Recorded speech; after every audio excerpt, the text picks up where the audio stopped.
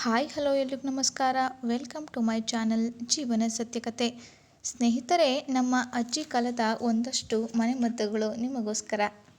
ಸಣ್ಣ ಮಕ್ಕಳಿಗೆ ವಾಂತಿ ಹಾಗೂ ಅಸಿಡಿಟಿಯಂತಹ ಸಮಸ್ಯೆ ಇದ್ದರೆ ಯಾಲಕ್ಕಿ ಪುಡಿ ಮತ್ತು ಜೇನುತುಪ್ಪದೊಂದಿಗೆ ತಿನ್ನಿಸಬೇಕು. ವಾರಕ್ಕೆ 2 ರಿಂದ 3 ದಿನ ABC ಜ್ಯೂಸ್ ಅಂದರೆ ಆ್ಯಪಲ್, ಬೀಟ್ರೂಟ್ ಹಾಗೂ ಕ್ಯಾರೆಟ್ ಜ್ಯೂಸನ್ನು ಕುಡಿಯಬೇಕು. ಇದರಿಂದ ರಕ್ತಹೀನತೆ ಕಡಿಮೆಯಾಗುತ್ತದೆ.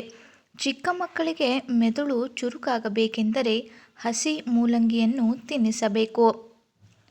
ಚಿಕ್ಕ ಮಕ್ಕಳಿಗೆ ಜ್ವರ ಏನಾದರೂ ಬಂದಿದ್ದರೆ ಮೈ ಮೇಲಿರುವ ಬಟ್ಟೆಗಳನ್ನು ತೆಗೆದು ಹಸಿ ಬಟ್ಟೆಯಿಂದ ಮೈಯನ್ನು ಆಗಾಗ ಒರೆಸುತ್ತಿರಬೇಕು. ಚಿಕ್ಕ ಮಕ್ಕಳಿಗೆ ಶೀತ ಅಥವಾ ಕೆಮ್ಮು ಆಗಿದ್ದರೆ ಶುಂಠಿ ರಸದೊಂದಿಗೆ ಜೇನುತುಪ್ಪವನ್ನು ಸೇರಿಸಿ ತಿನ್ನಿಸಬೇಕು.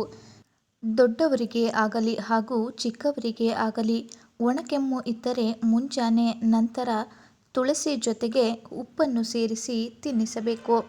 ನಿಮಗೇನಾದರೂ ಗಂಟಲು ನೋವು ಹಾಗೂ ಬಾಯಿ ಹುಣ್ಣು ಆಗಿದ್ದರೆ ಉಗುರು ಬೆಚ್ಚಗಿನ ನೀರಿಗೆ ಕಲ್ಲುಪ್ಪನ್ನು ಬೆರೆಸಿ ಬಾಯಿಯನ್ನು ಮುಕ್ಕಳಿಸಬೇಕು.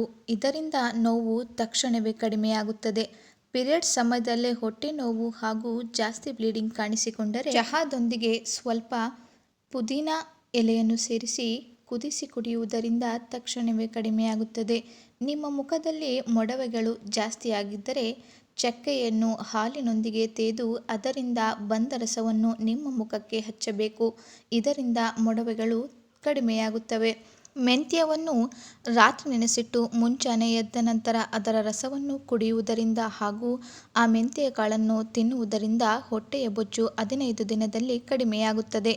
ಯಾವುದೇ ಹೃದಯ ಸಂಬಂಧಿತ ಕಾಯಿಲೆಗಳಿದ್ದರೂ ಸೋರೆಕಾಯಿಯ ರಸವನ್ನು ಕುಡಿಯುವುದರಿಂದ ಹಾಗೂ ನೀವು ಅದನ್ನು ನಿಮ್ಮ ಆಹಾರದಲ್ಲಿ ದಿನಬಳಕೆ ಮಾಡುವುದರಿಂದ ಕಾಯಿಲೆಗಳು ಕಡಿಮೆಯಾಗುತ್ತವೆ. ನಿಮ್ಮ ಜೀರ್ಣಶಕ್ತಿ ಹೆಚ್ಚಿಸಿಕೊಳ್ಳಲು ಪ್ರತಿದಿನ 1 ಯಾಲಕ್ಕಿಯನ್ನು ಬಾಯಲ್ಲಿ ಇಟ್ಟುಕೊಂಡು ಅಗೆಯುವುದರಿಂದ ನೀವು ಸೇವಿಸಿರುವ ಆಹಾರ ಸುಲಭವಾಗಿ ಜೀರ್ಣವಾಗುತ್ತದೆ.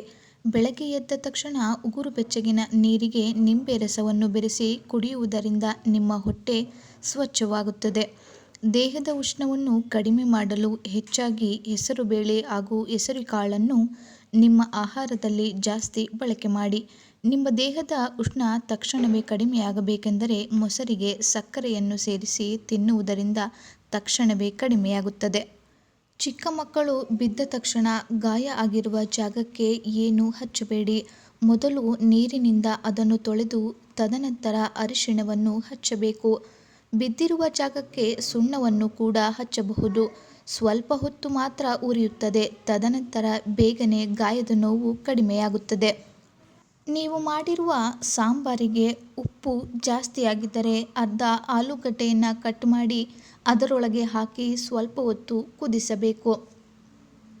ಮುಖದ ಕಲೆಗಳನ್ನು ಹೋಗಲಾಡಿಸಲು ಆಲೂಗಡ್ಡೆಯ ರಸ ಹಾಗೂ ನಿಂಬೆ ರಸವನ್ನು ಬೆರೆಸಿ ಕಲೆಯಾದ ಜಾಗಕ್ಕೆ ಹಚ್ಚುವುದರಿಂದ ಕಪ್ಪು ಕಲೆಗಳು ಬೇಗನೆ ಕಡಿಮೆಯಾಗುತ್ತವೆ. ಅಂಜೂರ ಹಣ್ಣನ್ನು ಹೆಚ್ಚಾಗಿ ಸೇವಿಸುವುದರಿಂದ ಕ್ಯಾನ್ಸರ್ನಂತಹ ಅಪಾಯಕಾರಿ ರೋಗಗಳು ನಿಮ್ಮ ಹತ್ತಿರ ಸಹ ಬರುವುದಿಲ್ಲ. ಮಕ್ಕಳಿಗೆ ಶೀತ ತುಂಬ ಬೇಗ ಕಡಿಮೆಯಾಗಬೇಕೆಂದರೆ ವೀಳ್ಯದೆಲೆಯನ್ನು ಸ್ವಲ್ಪ ಬೆಚ್ಚಗೆ ಮಾಡಿ ಎದೆಯ ಮೇಲೆ ಇಡಬೇಕು.